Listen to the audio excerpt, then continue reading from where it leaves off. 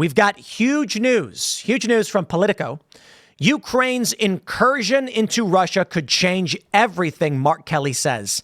This really set Putin back on his heels, he said of Russia's president. It really depends if China is ready to engage, to take Taiwan, and they want to go to war. If China stands back and lets this happen, I don't know what Russia can do, but Ukraine has invaded Russia. I think this is the scariest outcome we could have seen.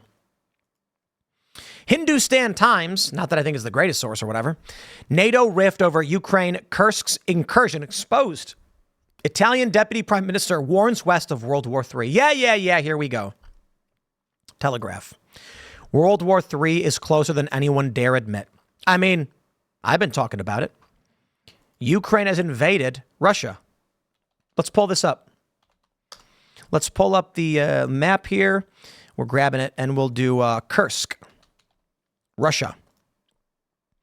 This is Ukraine invading Russian territory. Let me close this, drop this in. Okay. Kursk. Here's the map. Here's Ukraine, and they have invaded this territory of Russia. It's kind of hard to see, but here's the border of Ukraine. They've now invaded Russia. I mean, we saw this coming. Do you think Russia is just going to sit back and say, Western forces are invading our country, we're going to do nothing? They've lost their minds. You vote for Kamala Harris, my friends. Don't be surprised if your sons are drafted. Don't be surprised if your daughters are drafted. The Democratic Party wants to expand the draft to women. All of these single cat ladies, the greatest thing in the world for the Western war machine. You know why? If you are a parent, if you're a woman who's pregnant, they're not sending you to fight. If you're a woman who has a young child, they can't send you to fight. If you're a young man, bye, you're first in line. Harry Sisson's going to be on the front lines. I'm not kidding. They're going to have him do some kind of PR role, frontline stuff if it really comes down to the draft. He's young enough. He's perfect for it. If World War III really does kick off, if Russia does expand this conflict, and then, look, I can give you a scenario. Let's jump back to the map. Kursk gets invaded. Russia, here's a strategy. And I'm saying Russia could have a simple strategy. How do you force Ukraine to back off from the Kursk region? You attack Latvia. You've got Kaliningrad right here, this chunk right here on the Baltic. This is Russia. Kaliningrad right here is a Russian oblast that is not connected to Russia. It is bordered to the north by Lithuania and to the south by Poland. They could launch an incursion from Kaliningrad into Lithuania. In fact, they could attack Lithuania from the south and Latvia from the east. It'd be a massive expansion, but it would force Ukraine or NATO to reassess. Now, I don't know that Russia could handle by itself going up against all of the Western powers. The question then becomes, how does Turkey handle this? The question then becomes, what does China think? Russia's huge. If China enters the fray, joining Russia, taking Taiwan, splitting U.S. forces, welcome to World War III. Not to mention, we've already got a crisis in the Middle East. You've got the Houthi rebels in the Red Sea attacking shipping lanes. Saudi Arabia, Yemen. You've got Iran. Things are heating up.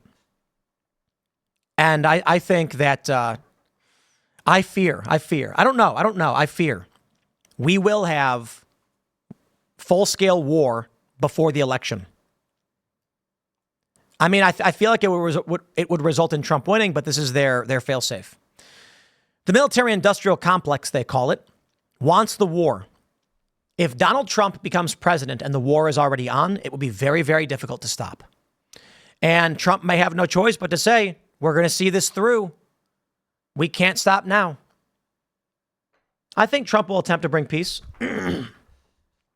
But I do believe that Democrats will try to make this war happen before anyone can change office. Speaking on CBS's Face the Nation, the Arizona Democrat said 130,000 Russians have had to leave their homes at this point in the conflict. I think the Ukrainians did something unpredictable that could really change the tide of how this conflict is going to play out. At the time of the Russian invasion of Ukraine, there were fears that if Ukraine and its allies expanded into Russian territory, a regional or global conflict could break out. The war, however, has largely settled into a stalemate, at least until Ukraine's forces crossed into the Kursk region in Russian territory. It's simple. Low-yield tactical nukes. Russia is not going to tolerate its city being evacuated. How long until Russia says 100 kilotons? We'll keep it small. End Kiev. That ends the war overnight. I don't know that we'll see that we see that right away.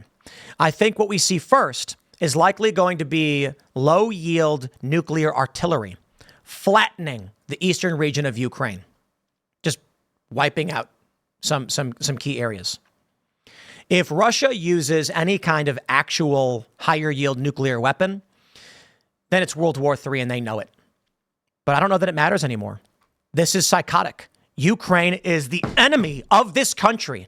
Ukraine is our enemy, being funded by the Democrats. I will stress this again. One of the greatest enemies of our nation right now is Ukraine. They are expanding this war.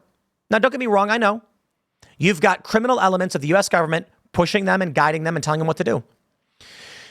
Ukraine is now accused, a German warrant issued for blowing up the Nord Stream pipeline, triggering this conflict. Ukraine is the greatest threat to this nation and to the world. We should rescind all funding and financing, pull out all military support, and we should apologize to Russia. Vladimir Putin's a bad guy. Not a good dude, don't like him. But for what reason are we now allowing Ukrainian forces to invade Russia? Russia's only recourse, if they lose the Kursk region, is going to be just carpet bombing Ukraine. They cannot win. But by the graces of Russia, does Ukraine continue? Because Russia has nukes. Russia is deciding not to flatten Ukraine. If Russia decides right now that an invasion into their territory is too much, and so they decide to just carpet bomb or nuke Ukraine, it's over. Maybe that's what NATO wants. Justification for entering the war and scaling things up and starting World War III. World War III being the excuse by which they can rush into Russia, destroy their government. Putin's in between a rock and a hard place. What's he going to do? Allow NATO to expand on its border? Literally invade its territory? It did. Will China intervene on behalf of Russia? Things are getting crazy. At first, we heard that the Ukrainians were firing rockets into this region. And they said it's because Russians were attacking them from this territory. Now they've invaded and triggered an evacuation. On Sunday, host Margaret Brennan asked Kelly if he was comfortable with American weapons being used on Russian soil. I am at this point, Kelly said. The Ukrainians were illegally attacked by Vladimir Putin. He's intentionally killing women, children, old people. It was an illegal invasion. Illegal? It's an invasion. This incursion, and let's characterize it that way for now. I don't think the Ukrainians want to intentionally hold Russian territory for a long period of time. But this really set Putin back on his heels. No, it didn't. Putin's allowing it to happen. That's the reality. He's allowing it to happen. I will stress this again. At any point, Vladimir Putin could scale up the weapons that he's using, and he can say, 10 kilotons.